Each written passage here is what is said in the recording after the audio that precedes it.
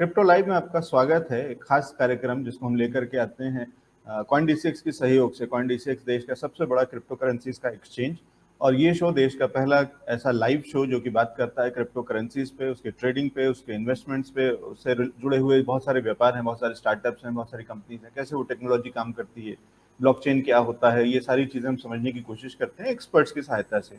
एक खास मेहमान हमारे साथ में जुड़ रहे हैं और उनके पास चलेंगे और उनसे समझने की कोशिश करेंगे कि वो कैसे देखते हैं क्रिप्टो के बाजार को। हमारे साथ में जुड़ रहे हैं राहुल सिंह सिरोही जी। राहुल सिंह जी, आपका बहुत बहुत स्वागत है आज शो में, क्रिप्टो लाइव में। बहुत बहुत धन्यवाद जी। राहुल जी, आपको आवाज आ रही है? हेलो। हाँ राहुल जी, आपको आवाज मिल रही है? Hi sir, how are you? And हाँ बिल्कुल बिल्कुल, मेरी आवाज आ रही है। Welcome to the show. सबसे पहले तो आप अपने बारे में थोड़ा सा बताइए कि आपका सफर कब से शुरू हुआ क्रिप्टो करेंसीज का। Okay, actually sir my name is Rahul Singh Sirohi and Delhi NCR Ghaziabad से बिलोंग करता हूँ। बेसिकली क्रिप्टो इंडस्ट्री में मेरा सफर सन 2011 आप कह सकते हो। फर्स्ट टाइम मार्च अप्रैल के आसपास मैंने अपने मलेशियन फ्रेंड्स के थ्रू प्रॉक्सी सर्वर्स के थ्रू उन लोगों को पता चला था और मैं उस टाइम पर फॉरेक्स वगैरह पर काम करता था। तो उन लोगों ने मेरे को इंटीमेट किया इसके बारे में कि सर आप इसको एनालिसिस करिए कि ये एक्चुअली है क्या चीज़, और मार्केट में बहुत तेजी से अप डाउन फ्लक्चुएट हो रहा है और थोड़ा सा पेमेंट के रूप में लोग इसे यूज कर रहे हैं, बट समझ में नहीं आ रहा। आप फॉरेक्स वगैरह करते हैं, स्टॉक पे काम करते हैं, तो थोड़ा सा टेक्निकल आइडिया लगा सकें। तो तकरीबन वही है, एक कॉमन क्रिप्टो की एक कहानी है कि जो भी पहली बार सुनता है उसे रिजेक्ट करता है। तो आई ऑल्सो रिजेक्टेड इट, और तकरीबन मैंने उसे 5 से 7 महीने तक रिजेक्ट किया है। वो हर महीने मुझे बोलता था, हर महीने में रिजेक्ट कर देता था, क्योंकि already I have lot of works in forex. और आप जानते हो ट्रेड स्टॉक्स में बहुत अच्छा काम जब चल रहा हो तो नॉर्मल आदमी दूसरी नई चीज पे हाथ इतनी जल्दी डालता नहीं है। तो अनसर्टेनिटी आप ये मान के चलो कि एक हर ईयर का एक बुल रन होता है। तो उस टाइम पर फर्स्ट एक टाइप का बुल रन, जबकि वो स्टार्टअप ही था, मार्केट में ऐसा कुछ सच ज्यादा नहीं था, बहुत कम लोग थे, लेकिन 10 से 15 गुना की ग्रोथ मैंने नवंबर में देखी। अक्टूबर में मैंने जो प्राइस देखा था उससे 12-15 गुना ऊपर मैंने नवंबर में देखा एक झटके में। उस दिन मेरा माइंड थोड़ा सा इसके ऊपर गया कि एनालिसिस की जाए कि एक्चुअल में ये है क्या चीज, ये कर क्या रही है, काम क्या कर रहा है। तब उस पर मैंने एनालिसिस अपनी स्टार्ट की थी, और आप ये लगाइए तकरीबन तकरीबन 4-5 महीने लगे। थोड़ा सा इजी मेरे लिए ये रहा कि मेरा टेक्निकल बैकग्राउंड है, electronics communication and IT field से, और मेरी एजुकेशन भी उसी से है, तो थोड़ा सा समझने में आसानी हुई और काफी कुछ उसके बारे में समझा। तब से तकरीबन आज 8-8.5 साल हो गया है इसी इंडस्ट्री में हूँ, और कंटिन्यूअस धीरे धीरे 2014 के बाद से तो आप ये लगा लीजिए मैंने फॉरेक्स स्टॉक सब कुछ छोड़ दिया, क्योंकि जो ट्रेडिंग का और एनालिसिस का और वर्किंग का, और सबसे बड़ी चीज है इस पे अर्निंग का पोटेंशियल जो क्रिप्टो के ऊपर, अगर आप एजुकेशन के साथ आते हैं तो इससे बढ़िया मार्केट फिलहाल, क्योंकि मैंने तीनों मार्केट पे काम किया है, स्टॉक पर भी किया है, फॉरेक्स पर भी किया है, यहाँ भी किया है, इसमें मुझे पोटेंशियल बहुत ज्यादा दिखाई दिया। और यहाँ एक सबसे बड़ी खासियत क्या है कि यहाँ पर एक आम आदमी, लेमैन, अगर वो किसी को फॉलो करता है और उसकी एनालिसिस को, उसकी रिसर्च के ऊपर अगर वो अपना कुछ भी इन्वेस्ट करता है, तो यहाँ 100 रुपए भी कितने टाइम्स कन्वर्ट हो जाएगा वो सोच नहीं सकते हैं आप। और ये साबित बिटकॉइन कर चुका है पिछले 10 सालों में। 10 साल पहले जिसने 100 रुपए लगाए थे और केवल अगर होल्ड कर दिया उसने 10 साल के लिए, तो आप समझिए आज की डेट में उसकी क्या कैलकुलेटिव वैल्यू। तो it is the power of crypto industry. Rahul ji, आप उन गिने चुने लोगों में से हैं कम से कम इस देश के अंदर में जिन्होंने, जिसने कि 6,000 भी देखा है बिटकॉइन और 60,000 भी देखा है। सर मैंने उससे नीचे भी देखा है। उससे नीचे भी देखा है, ठीक है। मैं तो 5-7 साल की बात कर रहा हूँ, लेकिन आप 5 साल उससे भी और पीछे तक आप गए हैं, क्योंकि आप 10 साल पहले आपने शुरुआत करी है। तो लेकिन इस देश के अंदर में जो शुरुआती दौर में सबसे पहले, और आप जो कह रहे थे कि उस समय लोग बहुत ही इसको रिजेक्ट करते थे और आपने 5-7 महीने तक रिजेक्ट किया है, आज भी हम इस शो को इसीलिए करते हैं और इस शो के माध्यम से हम कोशिश करते हैं लोगों को समझाने की कि इसको रिजेक्ट नहीं करना चाहिए, और आज भी उतना ही मुश्किल है लोगों को कन्विंस करना, ये बताने के लिए, ये समझाने के लिए कि ये एक तरीके का डिजिटल, एक तरीके का एसेट क्लास है, डिजिटल है लेकिन एसेट क्लास है, और इसके अंदर में निवेश किया जा सकता है, करना चाहिए। और सरकार को भी हम समझाने की कोशिश कर रहे हैं और लोगों को भी समझाने की कोशिश कर रहे हैं इस शो के माध्यम से। राहुल जी, आपका उसके बाद का एक्सपीरियंस कैसा रहा? आपने इसके अंदर में ट्रेडिंग और इन्वेस्टमेंट्स के अलावा, ये तो एक तरीका है कि जो किसी से इतना दूर से निवेश करके और उसके अंदर में हम बैठ करके चार्ट को देखते रहें और इंतजार करें और पैसे बढ़ते हैं, या जब जब स्ट्रेटेजी कुछ बनानी कब खरीदना है कब बेचना है, वो तो एक साइड है। लेकिन इसके अलावा जो इसका बिजनेस साइड है, यानी इसका टेक्निकल साइड है, क्योंकि जहां तक मैं समझता हूँ आपने उस पर भी काफी काम किया है और आपकी कंपनी उस पर भी काम करती है, ब्लॉकचेन के अराउंड काम करती है, वो एक्सपीरियंस कैसा रहा और उसमें क्या क्या एक्सपेरिमेंट्स आपने किए और क्या उस पर रिजल्ट रहा, उस पे बारे में थोड़ा सा बताइए। सर एक्चुअली क्या है कि जैसे मैंने अभी बताया, मेरा टेक्निकल बैकग्राउंड है और मैं थोड़ा सा डेवलपर कोड पे भी काम करता हूँ। पहले मैं वेब डेवलपमेंट पे काम किया करता था और काफी कोडिंग्स वगैरह पे काम किया है। PHP पे है, C पे है, जावा पर है, पर्ल पर है, पाइथन पर है, मतलब जो कॉमन आज की डेट में टोकन्स डेवलपमेंट में यूज होती है।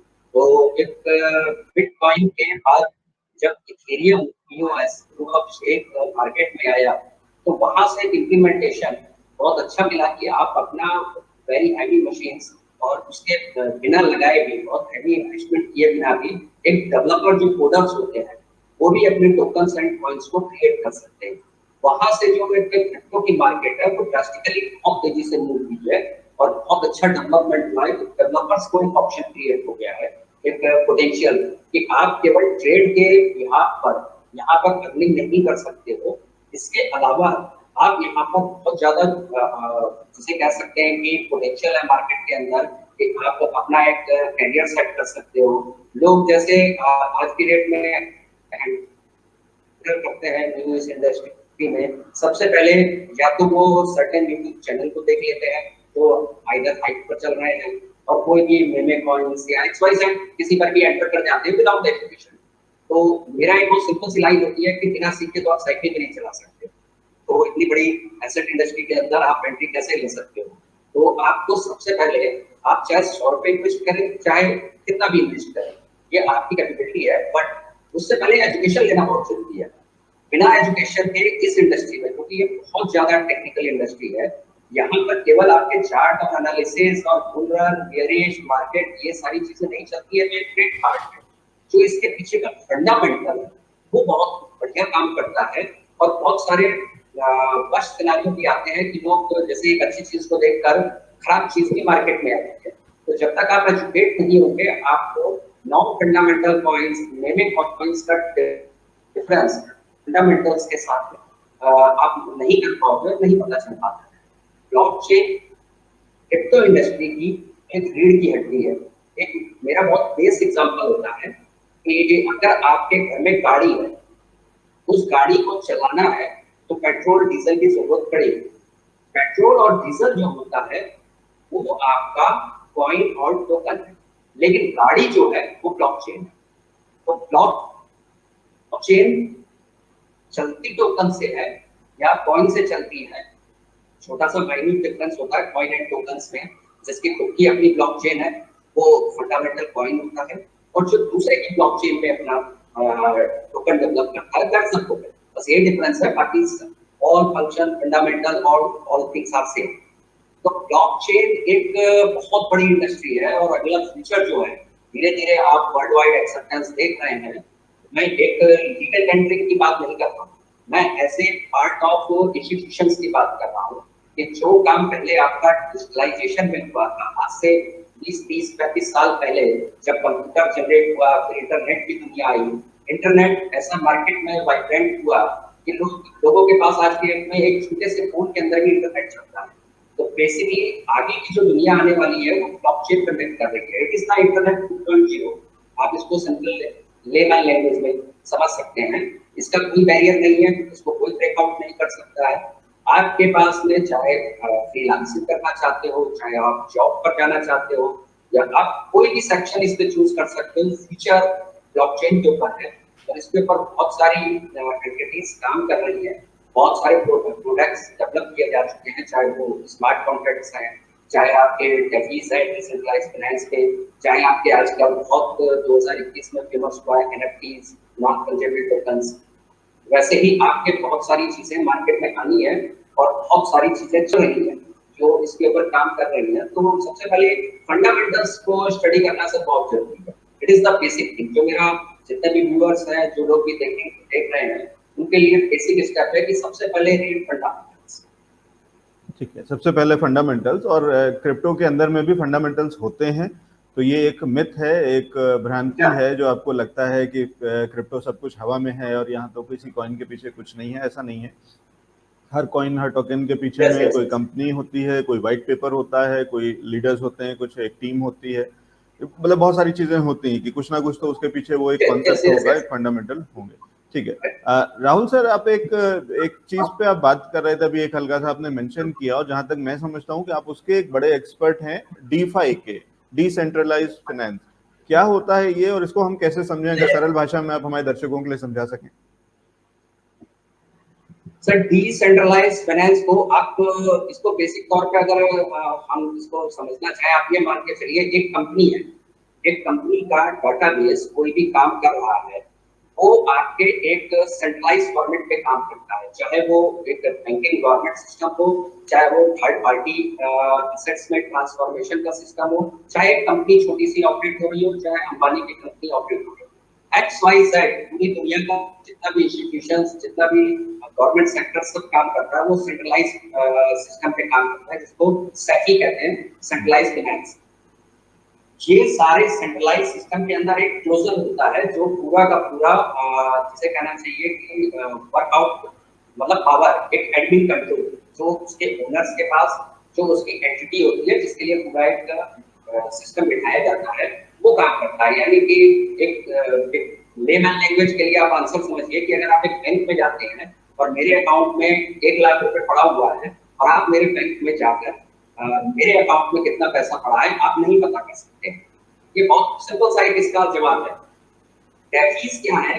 Decentralised finance. ये पूरा का पूरा काम करता है डिसेंट्रलाइज्ड ओपन लेजर। आप सिंपल सी जिसके शुद्ध हिंदी भाषा है, यानी सब कुछ दिखता है, वो खाता जो सब कुछ दिख रहा है।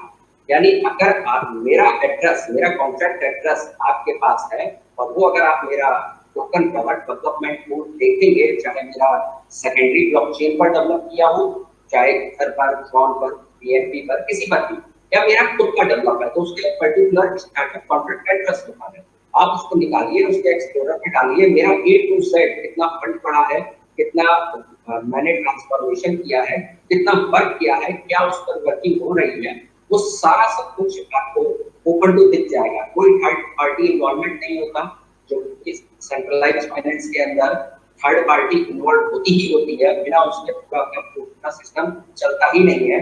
चाहे आप किसी भी इंस्टीट्यूशन में कोई कंपनी खोलेंगे, अगर आप पेमेंट ऑप्शंस रिसीव करना चाहते हैं किसी थर्ड पार्टी मर्चेंट के थ्रू, तो आपको कोई ना कोई गेटवे अटैच करना पड़ेगा। जबकि डिसेंट्रलाइज्ड फाइनेंस में direct peer to peer system होता है। It is not just open ledger. इसके अंदर आज की डेट में A to Z सारा काम है। हर चीज में सर देखिए, जब भी कोई चीज स्टार्टअप होती है तो उसके पहले माइनस पॉइंट होते हैं, धीरे धीरे उसके ऊपर इंप्लीमेंट होता है, फिर उसका वर्कआउट होता है, तो आगे उसके ऊपर मार्केट सिनेरियो क्रिएट होता है, एक कम्युनिटी स्ट्रांग करती है उसको, उसके बाद उसके पॉजिटिव पॉइंट्स भी आते हैं मार्केट में। लोग सबसे पहले पॉजिटिव ना देखकर नेगेटिव पहले देखते हैं, जबकि डिसेंट्रलाइज्ड फाइनेंस हर चीज का इन फ्यूचर में सॉल्यूशन है। Everything will be diversified into the price. ठीक है, लेकिन इसको अगर मैं एक और इसके अराउंड एक जो बातचीत होती है इसी में मैं जोड़ रहा हूँ कि क्या डिसेंट्रलाइज्ड फाइनेंस का मतलब मैं ये भी समझ सकता हूँ कि ये एक ऐसा फाइनेंशियल सिस्टम है, अगर मैं इंडियन कॉन्टेक्स्ट में बात करूँ, तो जहाँ पे आरबीआई का काम खत्म हो जाता है? सर देखिए, ये मैं मतलब एग्जैक्टली मैं लीगल पॉइंट ऑफ व्यू में जवाब थोड़ा सा ज्यादा प्रेडिक्टेबल नहीं देता हूँ, क्योंकि देखिए सर, मेरा एक सिंपल सा काम है, गवर्नमेंट अपना काम कर रही है, गवर्नमेंट उसके ऊपर देख रही है, और क्रिप्टो करेंसी इतनी इजी टू अंडरस्टैंड नहीं है कि हर कोई उसको बहुत आसानी से समझ सके।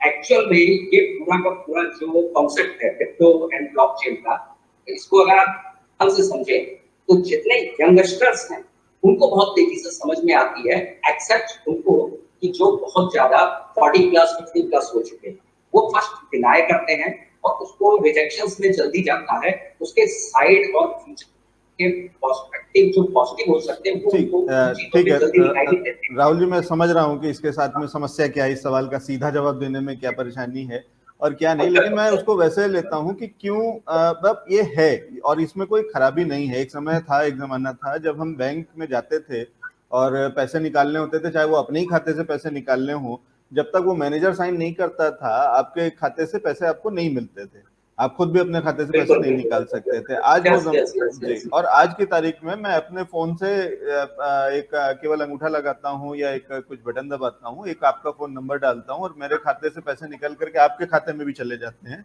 और इसमें कोई मैनेजर नहीं है, कोई बीच का ऐसा कुछ अप्रूवल नहीं, कोई ऐसी चीज जरूरत नहीं पड़ती। तो मैं इस तरीके से समझता हूँ कि अगर यही चीज हो रही है और एक तरीके से अगर इसमें आरबीआई का काम कम भी हो जाता है या खत्म भी हो जाता है तो उसमें बुराई कुछ नहीं है, क्योंकि अगर टेक्नोलॉजी इस तरीके से एक सुविधा दे रही है जो कि फुल प्रूफ है। अगर मेरा पैसा आज की तारीख में मैं किसी गूगल पे, पेटीएम, यूपीआई किसी भी माध्यम से अगर मैं अपने अकाउंट से या किसी भी अकाउंट से दूसरे अकाउंट में ट्रांसफर कर लेते हैं और इसमें अगर एक किसी मैनुअल इसमें किसी इंटरफेरेंस की जरूरत नहीं है तो कोई खराबी नहीं है। तो क्या इसी तरीके से मैं ना समझ लूं कि ये डिसेंट्रलाइज फाइनेंस भी इसी तरीके से काम करने वाला है? सर देखिए, इसमें मैं आपको एक बहुत पॉजिटिव इम्पैक्ट देता हूँ कि ऐसा नहीं है कि गवर्नमेंट इसके ऊपर कुछ सोच नहीं रही है, आरबीआई नहीं सोच रही है। अभी रिसेंटली 2 दिन पहले पीएमओ ने ई रूपी स्टार्ट जी किया है जी और उसका बहुत अच्छा, मेरे पास काफी क्रॉस क्वेश्चंस थे कि इसका ई रूपी सीबीडीसी, क्योंकि सीबीडीसी का भी जिक्र हो रहा था, तो उसी चक्कर में लोगों ने समझा कि शायद ये वही प्रोस्पेक्टिव आ गया है मार्केट में, या उन्होंने कुछ ऐसा सोचा कि ये रुपी शायद गवर्नमेंट ने अपनी currency, but that is the different. वो उन्होंने एक, आप समझिए कि पूरा का पूरा फिजिकल वाउचर सिस्टम को पूरा का पूरा डिजिटल कर दिया है, ए टू जेड। जब इंस्टीट्यूशन के उस लेवल पर गवर्नमेंट एक स्टेप आगे डिजिटलाइजेशन पर जा रही है तो क्रिप्टो के ऊपर भी काफी हद तक उसमें पॉजिटिव सेंस में सोच रही है, डिस्कशन हो रहा है और उसके लिए काफी ओपन डोर जैसे सैंडबॉक्स के थ्रू कमेटी डिसाइडेड है और उसके साथ काम कर रही है, उसका डिस्कशन होता है, काफी अच्छे लोग हैं। कभी कभी इस स्पेस में हम लोग भी कनेक्टेड होते हैं, उनकी बातें सुनते हैं कि क्या आगे ग्रोथ चल रही है। But it is the India and यहाँ डेमोक्रेटिक है तो सर टाइम तो लगेगा, और वर्ल्ड की सबसे बड़ी पॉपुलेशन है, चाइना की तरह तो है नहीं कि मोनोपोली अपनी चलती है और सब कुछ ब्रेक डाउन कर दो, गूगल भी अपना बना दो, बाइडू भी अपना बना दो, सब कुछ। तो इंडिया के अंदर सर बहुत सारी चीजें हैं, बट इंडिया में जो आएगा सर वो बहुत अच्छा आएगा, ये मैं आपको एश्योरेंस दे सकता हूँ। इंडिया के अंदर एक जो मॉडल क्रिएट होकर आएगा वो टाइम लगेगा, बट एक बहुत अच्छा आएगा, क्योंकि काफी यंगस्टर्स भी इसके साथ अब पार्लियामेंट्री सेशंस के अंदर जो हाँ, अडॉप्ट किया है ना इन्होंने, बहुत अच्छा पॉइंट की बाहर की। जी, तो मुझे राहुल जी इसमें एक यही समस्या, केवल समस्या क्या, एक मतलब इस सिनेरियो के अंदर में एक जो एक चीज है वो एक एलिमेंट ये भी है कि क्योंकि ये युवाओं से जुड़ा हुआ सब्जेक्ट है और युवा थोड़ा सा एजाइल होते हैं, एनर्जेटिक होते हैं, उन्हें ये चाहिए होता है, वो जल्दी चाहते हैं, रिजल्ट चाहते हैं, उनके लिए उनके पास पेशेंस की एक मेजर कमी होती है, तो इसलिए उन्हें लगता है कि इस पर जल्दी से कुछ हो जाना चाहिए।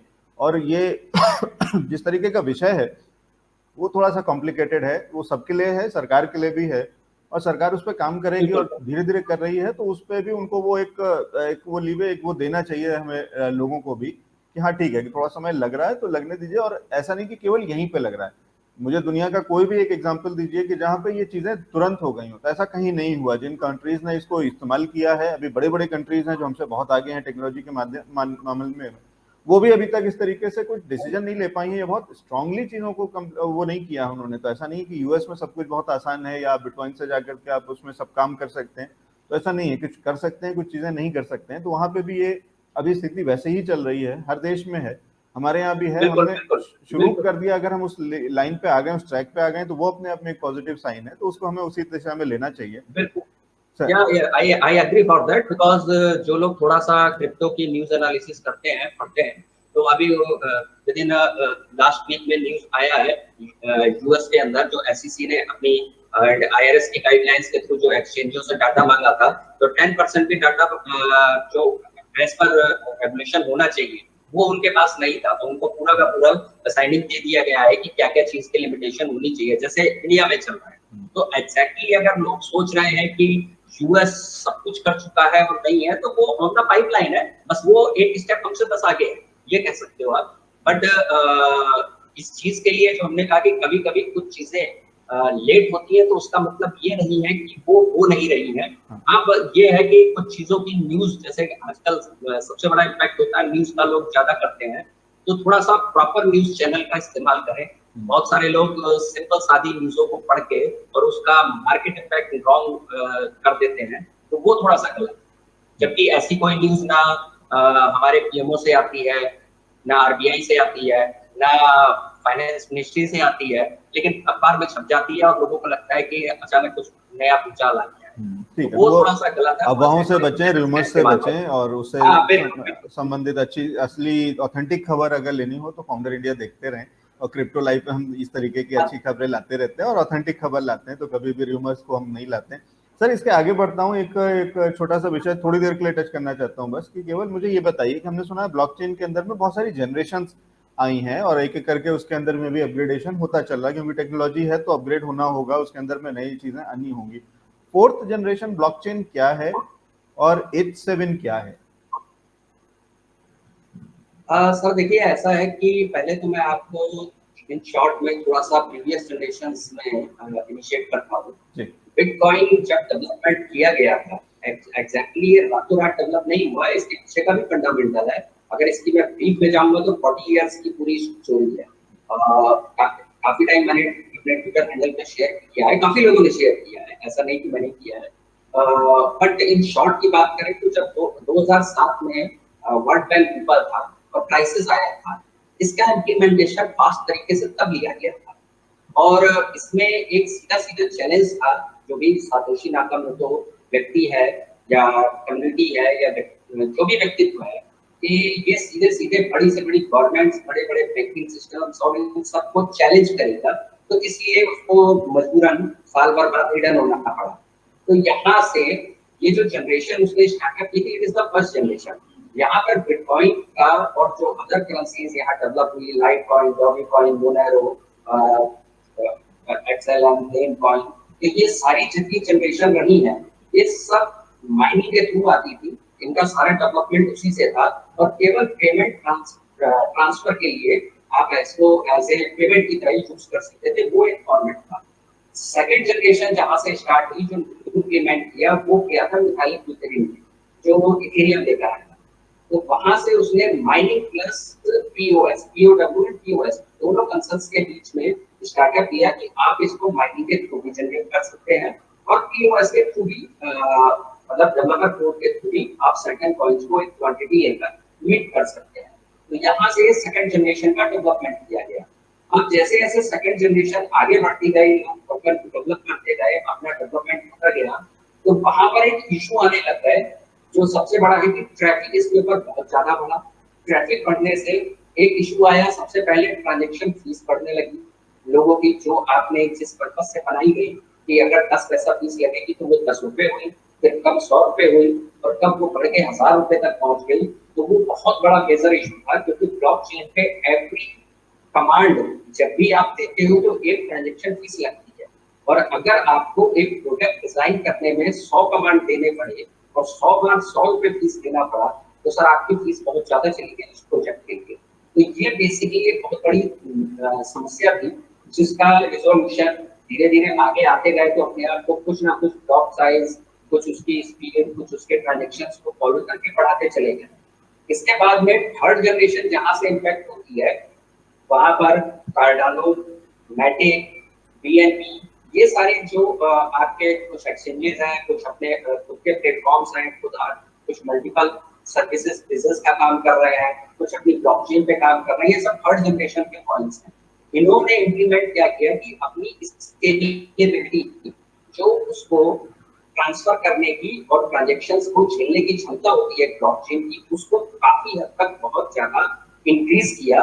जैसे बिटकॉइन 5 से 60 ट्रांजैक्शन कर सकता है एक सेकंड के अंदर, तो वो इथेरियम लेके आया था 25 to 30 ट्रांजैक्शन। उसके बाद में जितने भी आपके जो थर्ड जनरेशन में है उनके ट्रांजेक्शन की स्पीड थाउजेंड्स में चली गई, मतलब नंबर ऑफ थाउजेंड्स में 10,000 15,000 20,000 में आप ट्रांजेक्शन कर सकते हो। अभी जो थर्ड जनरेशन का सुपर फास्ट सबसे हाईएस्ट है वो है सोलोरा। सोलोरा एक एसओएल फाइन है, उसकी ब्लॉकचेन प्रेजेंट टाइम पे सुपर फास्ट है जो प्रूवन है। सेकंड पीछे से अभी कार्डानो आ रहा है जिसका अपनी ओलांजो मतलब प्रूवन हो गया, सबका से इसके ऊपर स्मार्ट कॉन्ट्रैक्ट्स आने चालू हो जाएंगे तो लोगों को प्रेजेंट एग्जांपल दिखने लगेगा ट्रांजैक्शन और उसकी स्केलेबिलिटी का। तो ये दोनों पैरेलल में सबसे ऊपर में चल रहा है। वैसे और भी कुछ है, प्रक्रिया में और भी है जिनकी अच्छी मतलब ट्रांजैक्शन स्पीड और स्केलेबिलिटी है। अब यहाँ पर एट प्रेजेंट टाइम पर जितनी पॉपुलेशन अभी आ चुकी है वर्ल्ड वाइड वो नियर अबाउट सर 3.5% है, मतलब it is early stage of crypto industry. तो अभी अगर इतना ट्रैफिक है तो आगे आने वाले अगर 3 से 5 साल के अंदर लॉट ऑफ ट्रैफिक अगर 10% भी ऊपर आता है, इट मींस अगर 25% पॉपुलेशन, इंस्टीट्यूशंस, गवर्नमेंट्स इसके ऊपर ब्लॉकचेन पर आते हैं तो सर इतने ज्यादा ट्रांजैक्शंस होंगे कि जितनी भी ब्लॉकचेन्स अभी प्रेजेंट में चल रही हैं वो उसका लोड नहीं लेगा। उसके लिए उनको या तो अपग्रेड करना पड़ेगा, जैसे इथेरियम अभी कर रहा है ETH 2.0 के लिए, कल उसका हार्ड फॉर्क भी है, उसको अपना जस्टिफाई करेगा, उसके बाद में आगे उस पर काम स्टार्ट हो जाएगा ETH 2.0। तो बेसिक इन समस्याओं से जूझ रहे हैं जो लोग, जो अच्छे लेवल पे ब्लॉकचेन पे काम करती हैं, कम्युनिटीज हैं, कंपनीज हैं, तो वो इसको इम्प्रूव कर रहे हैं। H7 जो ब्लॉकचेन है वो 4th जनरेशन की ब्लॉकचेन ऑलरेडी स्टार्टअप ही लेकर आई है और उसमें मिलियंस ऑफ ट्रांजैक्शंस हैं और उसकी जो transaction transfer time, transaction speed है वो बहुत फास्ट है। उसमें कुछ चीज है जो मैं अभी डिस्क्लोज नहीं कर सकता हूँ due to the reason of hackathon. अभी अगस्त टाइम में हैकाथॉन होना है, उसके बाद में पब्लिकली लाइव आ जाएगा।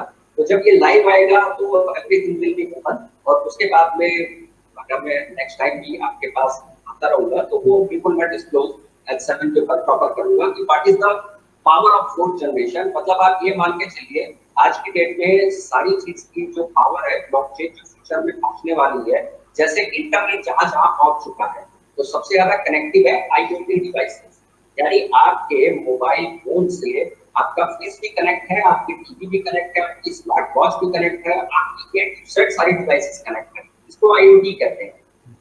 कल का जो फ्यूचर है ये सब कुछ ब्लॉकचेन पर आता है।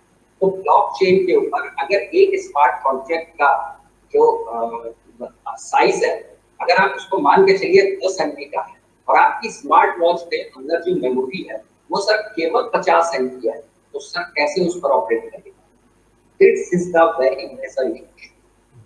ठीक है, बहुत शुक्रिया। H7 इसको सॉल्यूशन ये कर रहा है कि वो आपका साइज 10 MB की जगह 1 KB का होगा। ठीक है, तो ये एक बड़ी क्रांति है जिसको कि हम इंतजार कर रहे हैं और हाइड्रो 7 के अंदर में और ब्लॉकचेन के 4th जनरेशन के साथ में ये सारी जानकारी जो आप अभी कुछ डिस्क्लोज कर पा रहे हैं और कुछ नहीं भी कर पा रहे हैं, तो अगली बार हम कोशिश करेंगे कि फिर आपसे संपर्क करें और जब आप इसके बारे में और बेहतर तरीके से और बात करने को तैयार होंगे, यानी कि जब आपका सब कुछ तैयार हो चुका होगा, जब आप पब्लिक डोमेन में इसके बारे में चर्चा कर सकते होंगे, तो फिर हम आपके पास एक बार फिर आएंगे और तब आपसे जरूर इस पे और जानकारी लेने की कोशिश करेंगे। लेकिन ये इंटरेस्टिंग और हम समझ रहे हैं कि ये हो क्या रहा है, ये एक तरीके की क्रांति है और किस तरीके से चीजों को और बेहतर ढंग से इस्तेमाल करने की, चीजों को बहुत ज्यादा उसकी कैपेसिटी कह लें या उसके ताकत को बढ़ाने की चीजों पे बात कर रहे हैं आप, कैसे अब बहुत ज्यादा ट्रांजैक्शन बढ़ सकते हैं, उसकी क्वांटिटी बढ़ सकती है और बहुत सारी और चीजें हो सकती हैं। तो बहुत शुक्रिया हमारे साथ में राहुल जी जुड़ने के लिए और ये सारी जानकारी शेयर करने के लिए। आपके पास जरूर आगे से फिर से लौट के आएंगे और इस पे और जानकारी लेंगे आपसे अगली बार। फिलहाल दीजिए इजाजत। Thank you so much sir.